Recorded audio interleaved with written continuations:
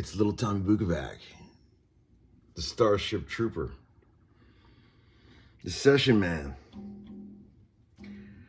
the man of a million nicknames.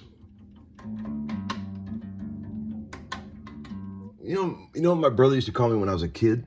My brother Mike, he had a nickname for me, Pigman.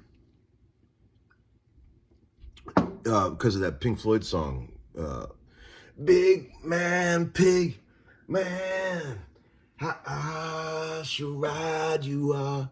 Charade you are, he says, instead of charade. But yeah, so that stuck. He used to call me Pigman, and when we got older, we started a little real estate company, me and him, buying these little rental houses in the Kent State area. And we called it Pigman Properties because of that. So if you want to add that to your list of Uncle Larry nicknames, you can do that. Feel free. Today was a fun day. I had session-eared all day. For my dear friend Brandon Hood, who grew up on the Ocoee. Brandon's the guy who pulled me out of retirement. Hey, Marshall, you coming up? You want to be in the video? My kids are down there. I just cleaned the kitchen and literally just cleaned the shit out of the kitchen. And then Marshall, as soon as I get done cleaning the kitchen, he wants to make one of his smoothies. Basically, it takes me about 2 hours to clean up after one of his smoothies. But I'm trying to teach these boys how to be a man and clean up after themselves. And we're getting there. After I got home from the session today, first thing we did, me and Leo started jamming. Man, he's just killing it on the drums, man. I'm so proud of that boy. He's just killing it. And I can tell he really enjoys it. That's the fun part. See, these strings on here, these are the strings that have been on it since I bought it, back with the green finish. And when Joe Riggio refinned it, he put these back on. They're at odd gauge. They're like 40 through 95 or something like that. And Lord knows what brand these are with that. I think these are like Piggly Wiggly brand discount bass strings. But I bought a set of real strings. I love these, man. Labella 105s, baby. Deep talking bass. That's another one of my nicknames. Deep talking bass. But yeah, so we're gonna put these on. And these are gonna be awesome. But how was everybody's day today? I had a pretty fun session. I worked with some old buddies and at Starstruck Studio, and I really liked the singer that we were working for. I can't remember his full name, but they call him Willie. But man, he was cool. I said to him after we got done with the first song, I said, Willie, you want to start a band? You be my singer. So we'll see what happens. Let's see what these say. How do you know which one is which? And the old label.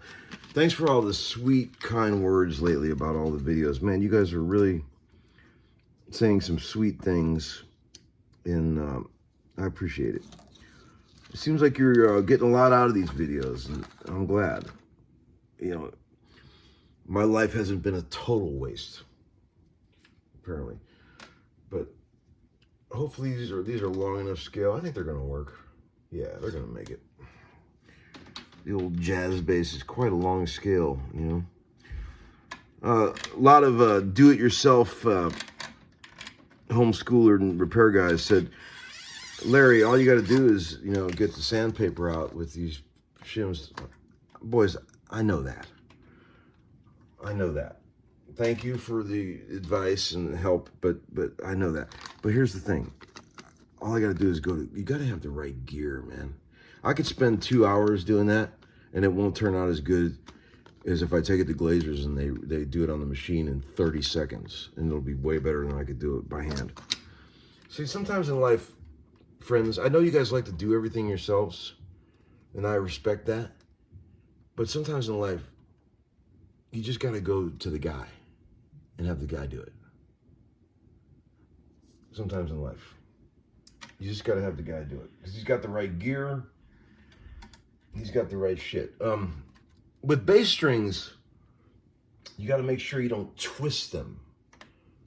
You don't want them twisting when you're winding them up, and you want to make sure you got plenty of winds down here because you want some downward pull on these fenders, just like Stratocasters. So I'm going to make sure we do both of those things. Where's my damn clippers? Where did I put those, friends? Oh, Lord. My string clippers. Larry goes into full tilt. He doesn't know how to handle it when he can't find his clippers. Oh, wait, there they are. But let's see. It seems like you guys really like the Paul Reed Smith video. I promise I'm going to get to that other guitar when I get a minute. You guys probably want to hear that thing. And everyone was like, great shootout, Larry, with that first one I put up. And they were like, compare it to the Burst. And I'm like, friends, that's great and all, but those pickups were not designed to be PAFs. Paul was going for like a Strat meets a P90 kind of thing. So comparing it to a Burst is silly. It's like, I mean, the only reason I compared it to any of the guitars I even showed in that video was just so you can get an idea of where they fall in the sort of tone spectrum. Like they're a cross between this and this and this. I thought they sounded like Strat meets a P90, which is what he was shooting for. I bet this other guitar with the humbuckers, the black one that I'll do in a minute, is going to be more along the lines of a PAF. So maybe I will compare it to the Burst. We'll see. But Paul called me and said, "Nice video, bud." He liked it. I hope he liked it. I'm trying to be brutally honest here. If I hated the guitars, I would have just said, I hate the guitars, Paul. I don't care. I mean, he wanted honesty. I'm going to give it to him. But I like that guitar. It's cool. You know, I know a lot of you guys out there play the Paulus Reed Smith instruments, and I don't blame you. They're a fine instrument. They're well made. They're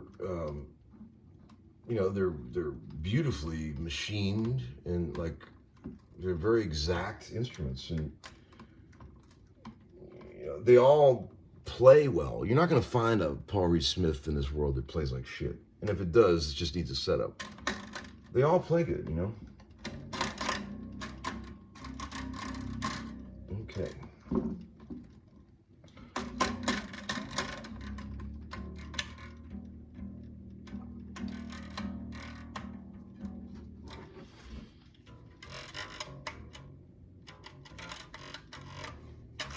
Oh, man. Okay, we're in good shape. I like 105s on bass. 105s on bass are good.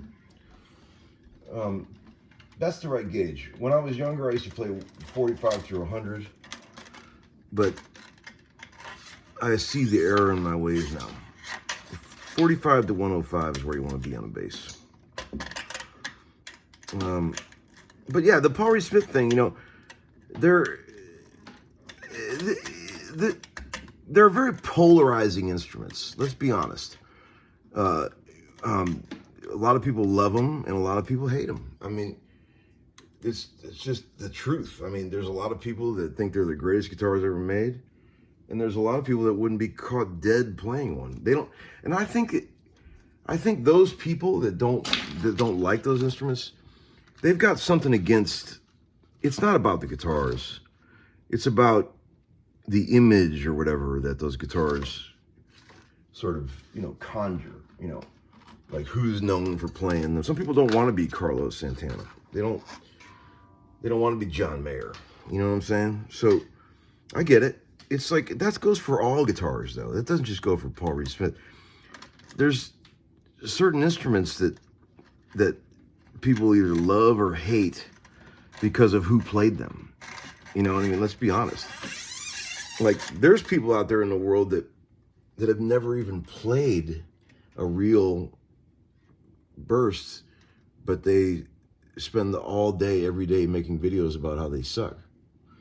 There's people in the world that do that. I mean, I don't know who these people are, but I'm told that there are people in the world that do that have never even played a real one. But anyway, so it goes for guitars and amps. Like your instrument that you play and you hold in your hands, or the amp that you stand in front of, says a lot about you as a person, right? There's a lot of people that they like the way a Marshall looks behind them. You know, rock guys. They any other amp besides a Marshall as their backdrop doesn't work for them because they like the way it looks and feels and sounds. And it's like a brand. It's like Ford and Chevy, you know. It's like, what do you stand for?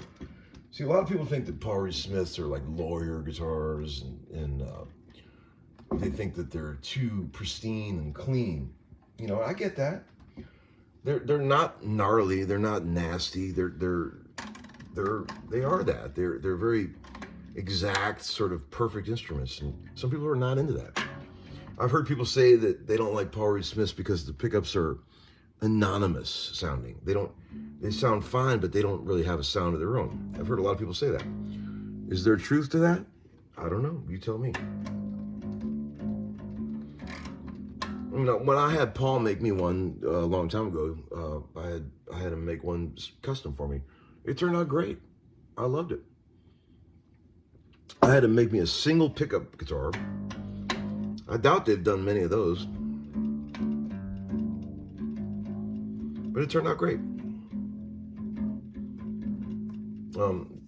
Funny story. I was out with Joe Walsh in 2017, and I ran into Paul somewhere, and I wrote down on a piece of paper. You guys, some of you have heard this story, on a napkin or something. I designed a guitar with a crudely drawn pencil thing, and I handed it to him. I said, "Here, build this." And I thought he'd forgotten about it. And like a year and a half or something went by, and I'd forgotten about it.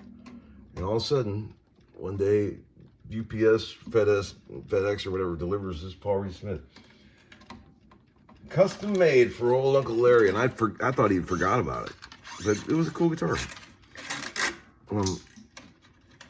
Some lucky homeschooler has that instrument now. I don't know who it is, but I sold it for a fortune because everybody really wanted that guitar. And speaking of, I'm buying a lot of guitars lately, and I'm also selling a lot.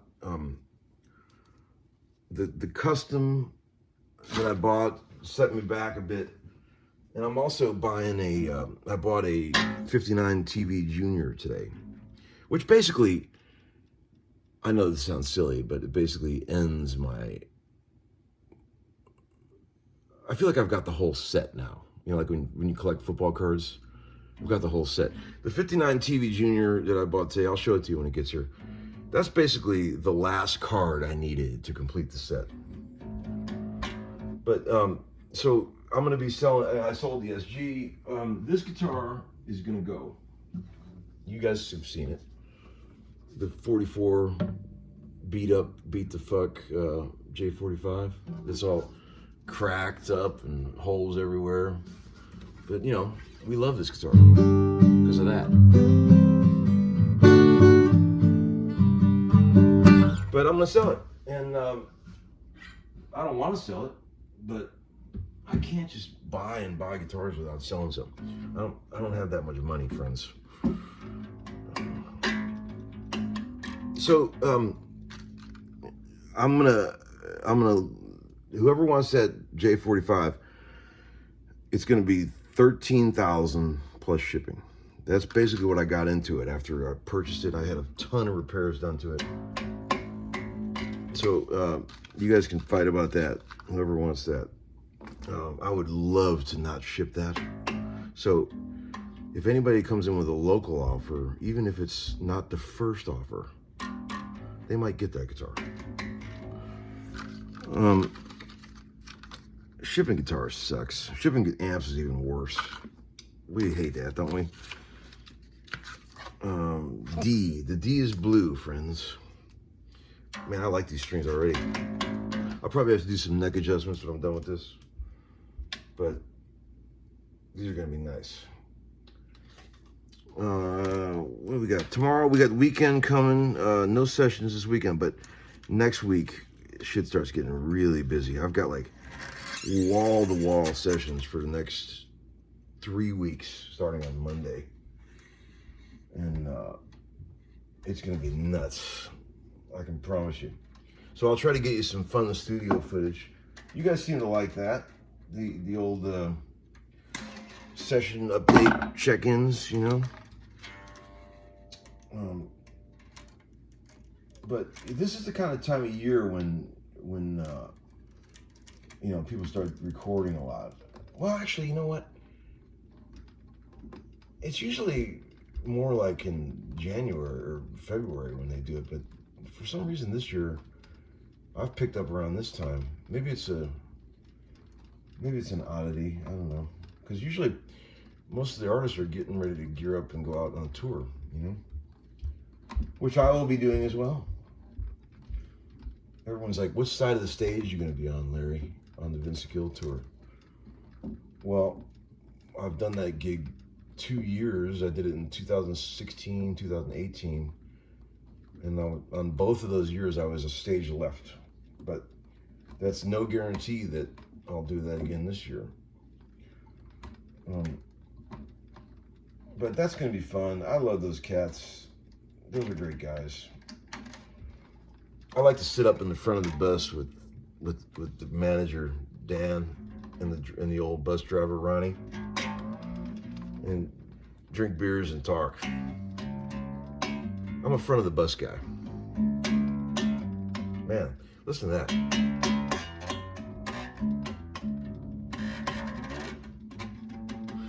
I think we're going to be in good shape here with these strings.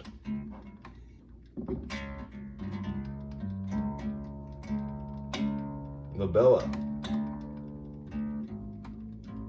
Gordon Moat was on the session today. He's lost a bunch of weight. He's down to like, I think he said he's lost like 50 pounds or something like that. He's doing great. Proud of that boy. He's looking really good.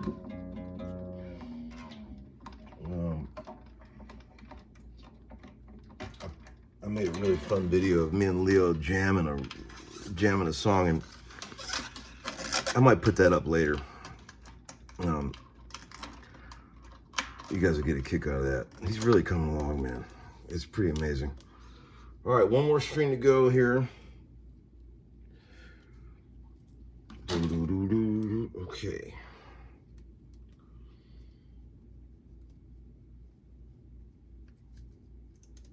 Okay. All right. Maybe we should hang up. You guys are probably getting bored. I hope you're not getting bored. Here, I'll get this tuned up, and then we'll call it a day. You guys can go back about your lives. Oh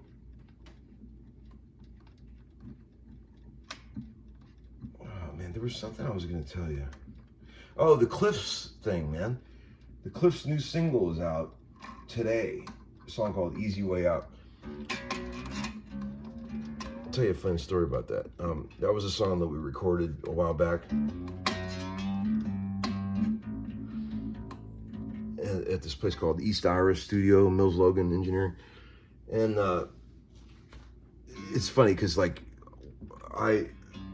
the boys are, you know, they have great taste in music, right?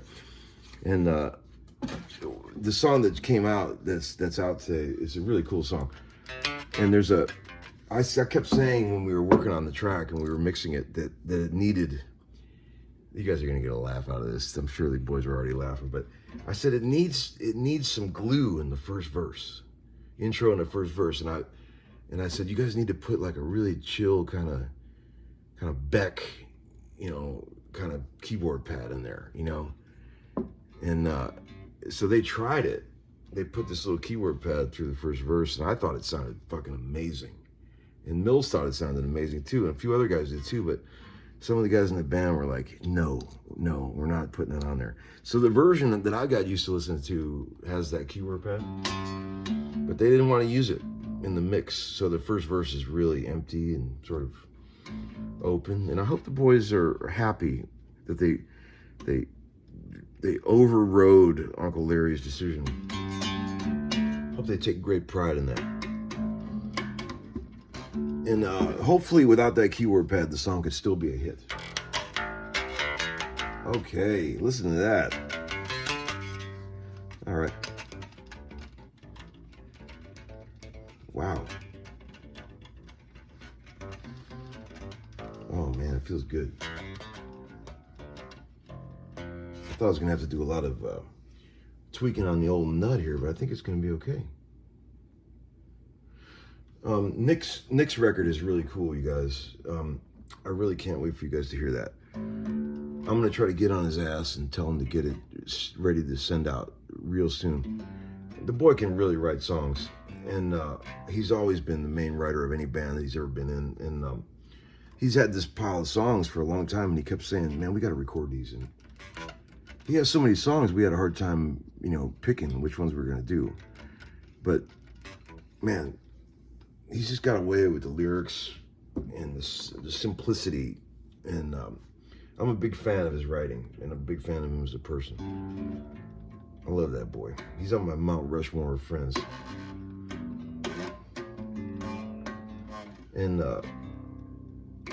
I might be going up to Grooms tomorrow because Greg wants to do a video. He wants to do another Grooms video, so I might be doing that. All right, friends. As you were, I'll talk to you real soon. See you this weekend, okay? Hope you didn't get too bored by me stringing up this old jazz bass. All right. See you, friends.